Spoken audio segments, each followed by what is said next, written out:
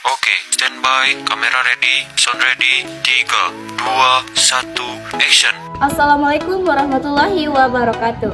Halo everyone, kami dari Prodi Informatika UILSE Jamil Zambe Bukit Tinggi ingin mempresentasikan hasil diskusi kami yang berjudul Kombinatorika dengan dosen pengampu Ibu Rahmawati Ramadan, MSI, dan mata kuliah Matematika Distrik.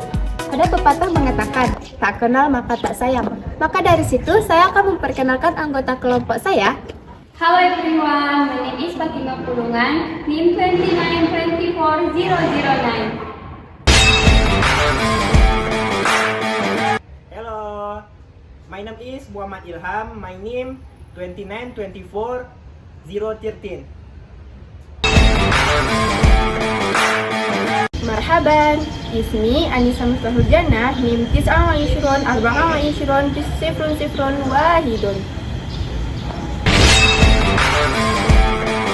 Baiklah, perkenalkan nama saya Mark Kevin dengan NIM 2924017.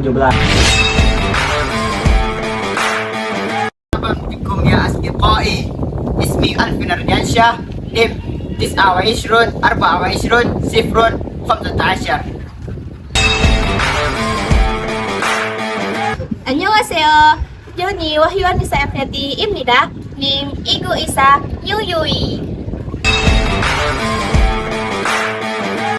Baiklah, materi pertama yaitu pengertian dan konsep kombinatorika yang akan dijelaskan oleh Saudari Fatimah Pulungan.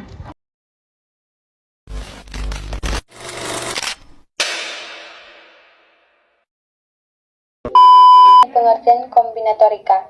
Kombinatorika merupakan cabang dari matematika diskrit yang mempelajari cara menghitung banyaknya kemungkinan terjadinya suatu peristiwa, penyusunan, atau pemilihan objek tanpa menuliskan seluruh kemungkinan satu persatu.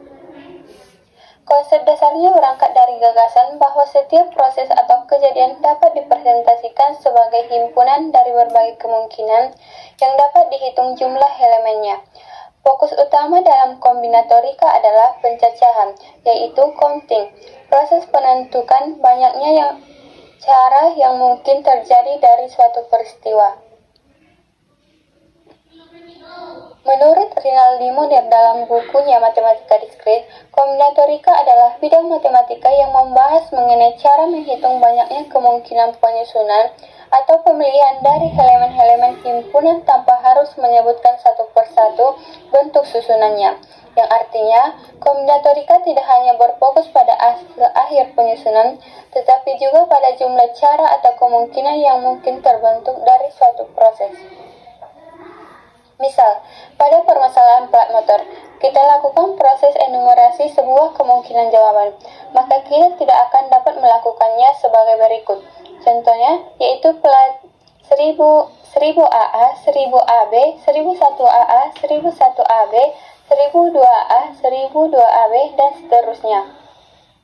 Mungkin kita sudah lelah sebelum proses enumerasi semua kemungkinan plat nomor selesai dilakukan karena satu-satu. Disinilah peran kombinatorika agar dapat menyelesaikan permasalahan tersebut secara cepat dan mengenumerasi semua kemungkinan jawaban. Materi selanjutnya, aturan perkalian yang akan dibahas oleh Saudari Anissa Miftahul Jannah.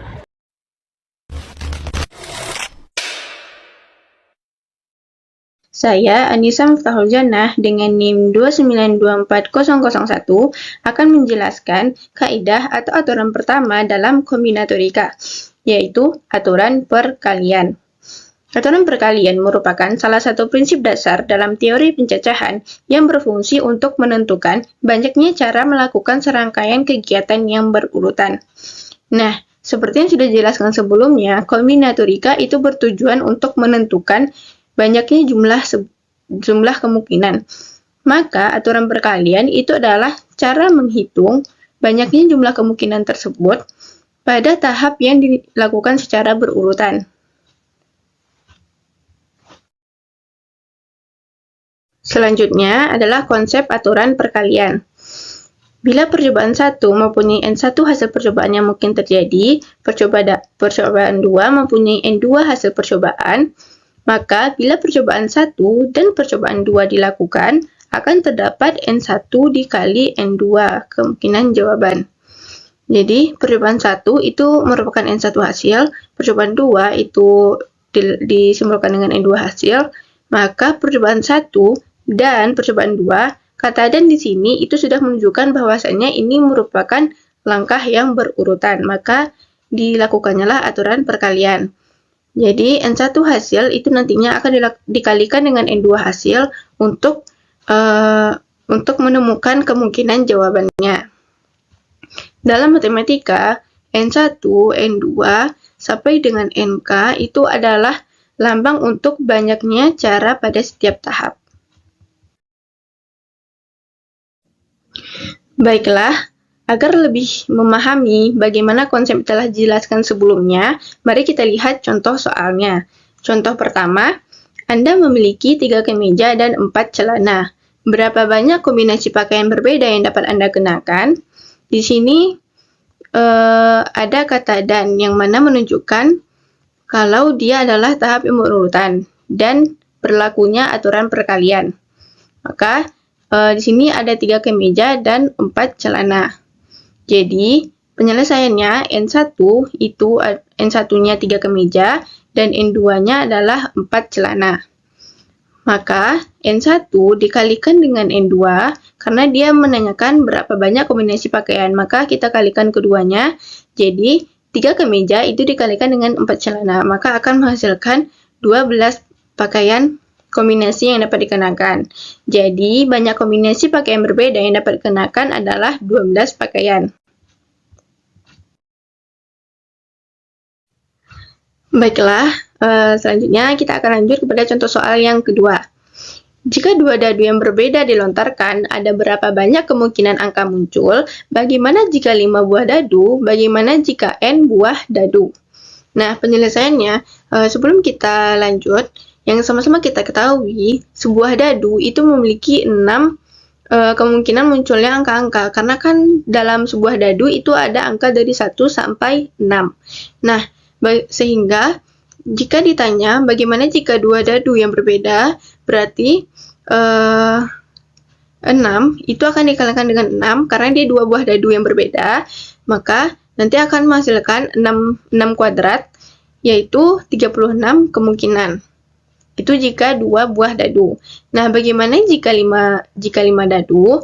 Maka banyaknya kemungkinan itu adalah 6 itu akan dikalikan sebanyak 5 kali, maka akan menghasilkan 6 pangkat 5 kemungkinan. Nah, selanjutnya, kemungkinan yang ketiga, bagaimana jika ada n dadu, maka itu akan ada 6n kemungkinan. Kenapa 6n? Karena n-nya kan belum ditentukan. Semisal di sini kita disuruh menentukan jika ada 10 dadu, maka ada 6 pangkat 10 kemungkinan. Oke, agar kita bisa lebih memahami lebih lanjut, ini merupakan soal perluasan dari aturan perkalian. Sebuah situs meminta pengguna membuat password dengan struktur 1 huruf awal itu A sampai Z dan diikuti 2 angka 0 sampai 9 dan menambahkan 1 simbol khusus yang bisa dipilih dari 4 jenis ini. Berapa banyak password berbeda yang bisa dibuat? Nah, di sini berarti kita disuruh menentukan berapa kemungkinan banyak password berbeda yang bisa dibuat. Nah, yang pertama, di sini dia ada 1 huruf awal A sampai Z. Yang sama-sama kita ketahui, huruf A sampai Z itu ada 26 huruf. Maka, N1 itu dia adalah ada 26 kemungkinan. Lalu selanjutnya, dan diikuti 2 angka, 0 sampai 9. Di sini, dia bilang ada 2 angka. Berarti ada angka pertama dan ada angka kedua.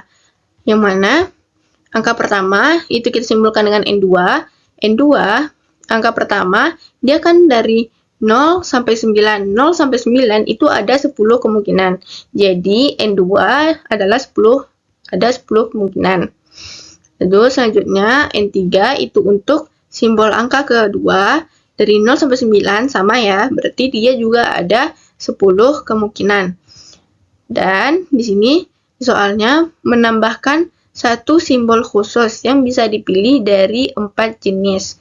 Berarti untuk N4 itu ada 4 jenis. Ada 4 jenis simbol yang bisa digunakan, berarti ada 4 kemungkinan. Jadi, maka untuk menentukan banyaknya password berbeda yang bisa dibuat, dari N1 itu kita kalikan dengan N2, dikalikan dengan N3, dikalikan dengan N4. Jadi 26 dikali 10 dikali 10 dikali 4, maka akan menghasilkan 10.400. Nah, jadi banyak password berbeda yang bisa dibuat itu adalah sebanyak 10.400. Nah, mungkin sekian bagaimana cara kerja dan bagaimana beberapa contoh aturan perkalian, yaitu ini merupakan salah satu kaidah dari kombinatorika. Selanjutnya, tentang aturan penjumlahan yang akan dibahas oleh Saudari Ilham.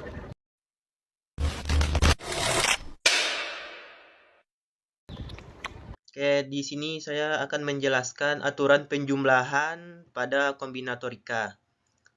Aturan penjumlahan atau rule of thumb digunakan untuk menentukan banyaknya cara dalam suatu proses jika terdapat beberapa pilihan yang tidak dapat dilakukan secara bersamaan.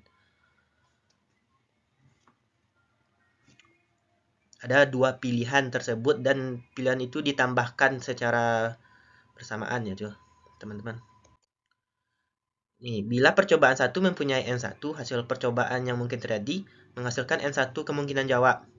Percobaan 2 mempunyai N2, hasil percobaannya menghasilkan N2 kemungkinan jawabnya. Maka bila percobaan 1 atau percobaan 2 dilakukan, maka terdapat N1 dan N2 kemungkinan jawabnya.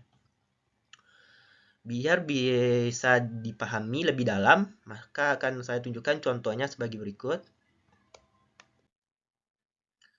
Nah, contohnya tuh sekelompok mahasiswa terdiri dari 5 orang dan 5 orang pria dan 4 orang wanita. Pertanyaannya, berapa banyak memilih salah satu orang yang mewakili kelompok tersebut?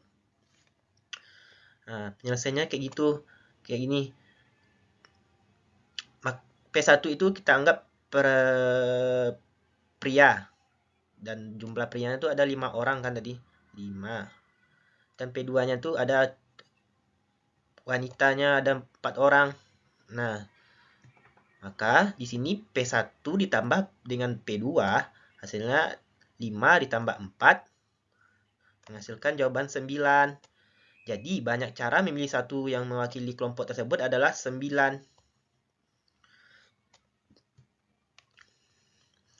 Oke, buat masuk ke contoh berikutnya. Contoh kedua. Ketua angkatan matematika tahun 2000 hanya 1 orang. Pria atau wanita tidak bisa satu gender. Jumlah pria matematika tahun 2000 65 orang dan jumlah wanitanya 15 orang. Berapa banyak cara memilih ketua angkatan? Nah, kita anggap N1 ini jumlah prianya dan N2 ini jumlah wanitanya. Nah, di jumlah N1-nya 65 dan N2-nya 15. Cukup ditambahkan, sangat sederhana ya teman-teman memahami ini. Hasilnya 80. Jadi, ada 80 cara memilih ketua angkatan pada tahun 2000. Angkatan matematika tahun 2000 gitu. Oke, sekian penjelasan aturan penjumlahan dari saya.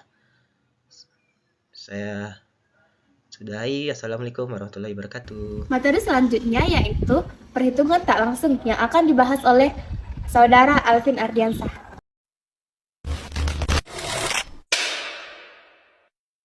Saya di sini akan membahas tentang perhitungan tak langsung.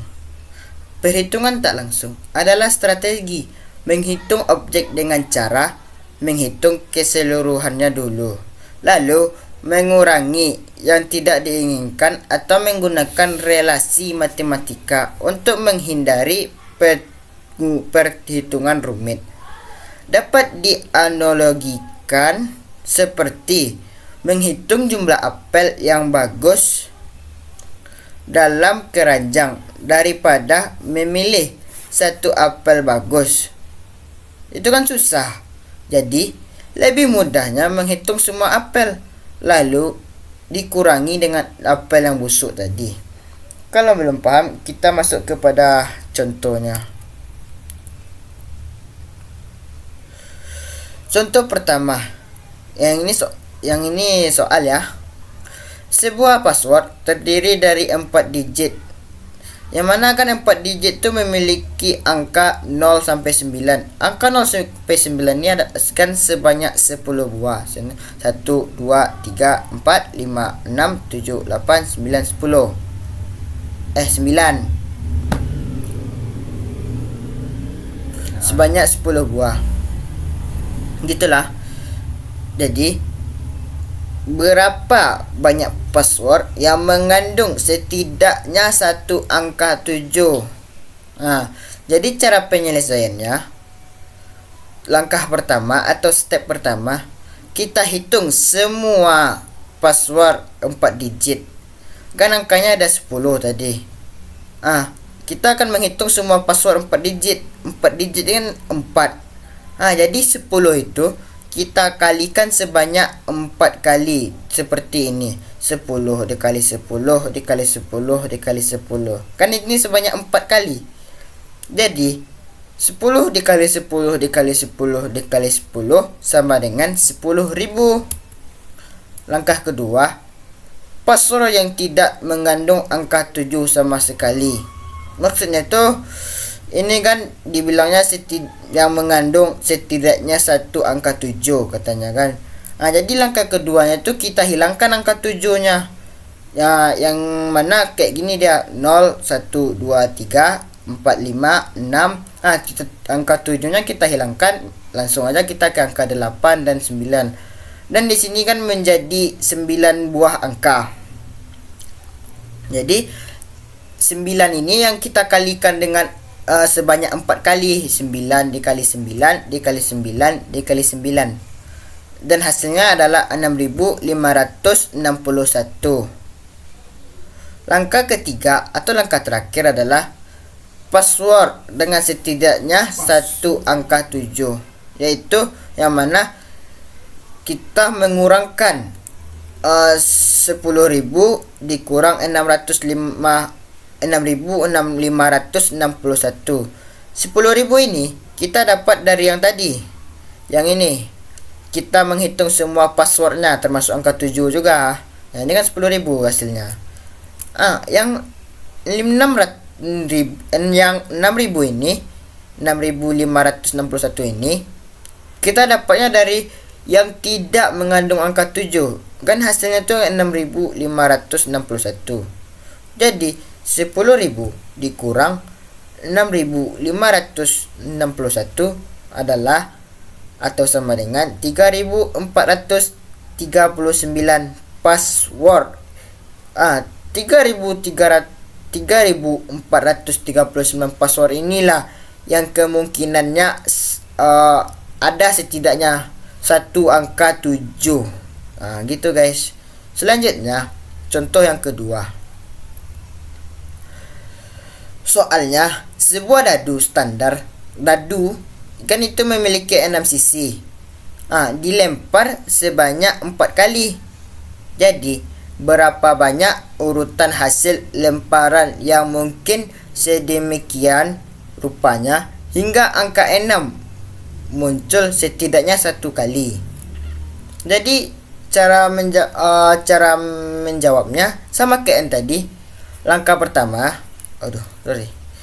pertama, total kemungkinan hasil, yaitu setiap lemparan dadu kan memiliki 6 sisi atau 6 hasil yang mungkin yang mengeluarkan angka 1, 2, 3, 4, 5 dan 6. Karena dadunya dilempar sebanyak 4 kali, maka cara mencarinya itu 6 dikali sebanyak 4 kali. Kayak gini, 6 kali 6 kali 6 kali 6 sama dengan 6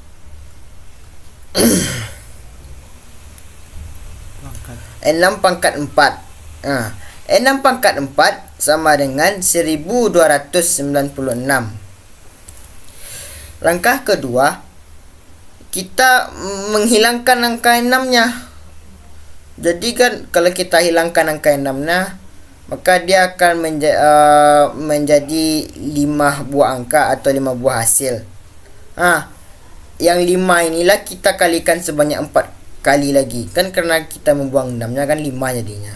5 dikali 5 dikali 5 dikali 5 sama dengan 5 pangkat 4. 5 pangkat 4 sama dengan 625.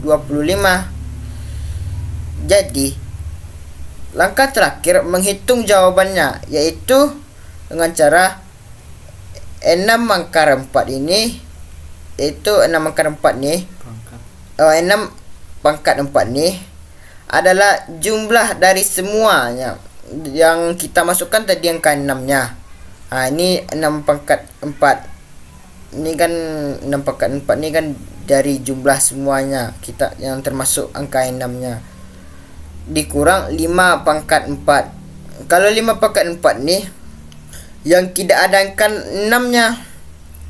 Jadi 6 pangkat 4 sama dengan 1296 dikurang 5 pangkat 4 yaitu 625 sama dengan 671. Jadi ada 671 urutan hasil lemparan dadu yang mungkin sedemikian rupanya hingga angka 6 muncul setidaknya tuh hanya 1 kali. Jadi selanjutnya, korespondensi satu-satu yang akan dibahas oleh saudara Markelin. Assalamualaikum warahmatullahi wabarakatuh. Perkenalkan, nama saya Markelin dengan NIM 2924017.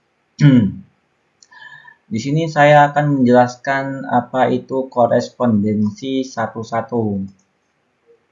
Nah, korespondensi satu-satu itu bisa disebut juga bijeksi, yaitu teknik menghitung dengan cara mencocokkan setiap objek di himpunan A dengan tepat satu objek di himpunan B. Nah, jika ada korespondensi satu-satu, maka A itu sama dengan B. Bisa dilogikakan seperti sepatu dan kaos kaki. Jika setiap sepatu dipasangkan dengan tepat satu kaos kaki, yaitu tidak ada yang kembar ataupun terlewatkan, maka jumlah sepatu sama dengan jumlah kaos kaki. Nah, ini ada contoh 1. Di contoh 1 itu soalnya ada 100 regu bola basket yang bertanding dengan sistem gugur. Artinya, regu yang kalah langsung tersingkirkan dan pemenang lanjut ke babak berikutnya. Jika jumlah regu ganjil, 1 regu mendapatkan bye, yaitu lolos tanpa bertanding.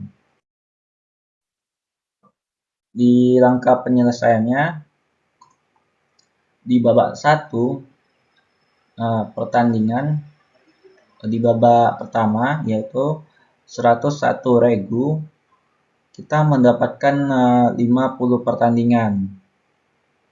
Nah, jadi sisanya itu 51 regu. Nah, jumlah pertandingan adalah setengah dari jumlah regu yang ada. Kalau jumlahnya ganjil, maka dalam regu itu ada bye. Contohnya 101. Nah, di 101 ini ada bye. Di sini juga 51 ini juga ada bye. Nah, 51 regu itu jadinya 25 pertandingan karena setengah dari 51, 50. Nah, di sini sisanya jadi 26. Di sini juga ada bye. Sampai seterusnya dan tersisa 1 regu yang akan menjadi pemenang.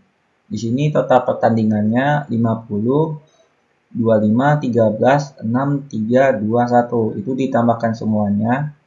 Yang ini ditambahkan semuanya dan mendapatkan hasilnya itu 100 pertandingan.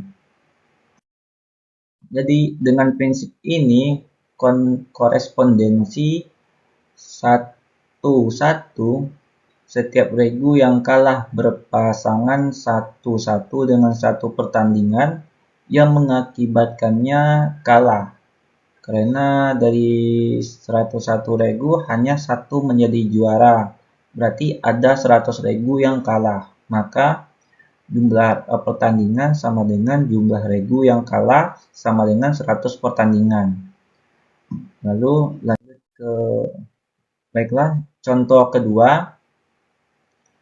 Soalnya dalam sebuah acara ada 10 orang, setiap orang berjabat tangan dengan setiap orang lainnya tepat satu kali. Nah, berapa total jabat tangan yang terjadi? Nah, satu jabat tangan itu sama dengan satu pasangan orang, yaitu 2 orang. Setiap kali terjadi jabat tangan pasti melibatkan tepatnya 2 orang. Jadi, masalah ini sama dengan berapa banyak cara memilih 2 orang dari 10 orang. Angka penyelesaiannya yaitu C dalam kurung N, 2 tutup kurung sama dengan N dalam kurung N kurang 1 dalam kurung per 2. Nah, di sini yang N yang sudah diketahui itu adalah di acara itu kan ada 10 orang. Maka N-nya itu adalah 10. Nah, kita tinggal masukin aja N kedua N ini 10. Nah, lalu kita kalikan dan kurangi. Nah, nanti kan 10 kali 9 dapatnya 90 per 2. Ini per 2. Lalu mendapatkan hasilnya itu yaitu 45. Nah, di sini jadi ada 45 jabat tangan orang pertama berjabat tangan dengan 9 orang lainnya. Sama dengan 9 jabat tangan. Nah, orang kedua berjabat tangan dengan orang lainnya sudah dengan orang pertama. Jadi sama dengan 8 jabat tangan. Nah, orang ketiga berjabat tangan dengan 7 orang lainnya. Sama dengan 7 jabat tangan. Dan seterusnya sampai 1. Nah, terus totalnya itu kita hitung juga seperti yang contoh soal pertama. Kalau ini kan 9, 8, 7, terus 6, 5, sampai 1. Lalu kita tambahkan dan hasilnya 45. Baiklah, sekian dari saya menjelaskan tentang korespondensi 1-1. Saya akhiri dengan Assalamualaikum warahmatullahi wabarakatuh. Oke, standby, kamera ready, sound ready, 3, 2, 1, action.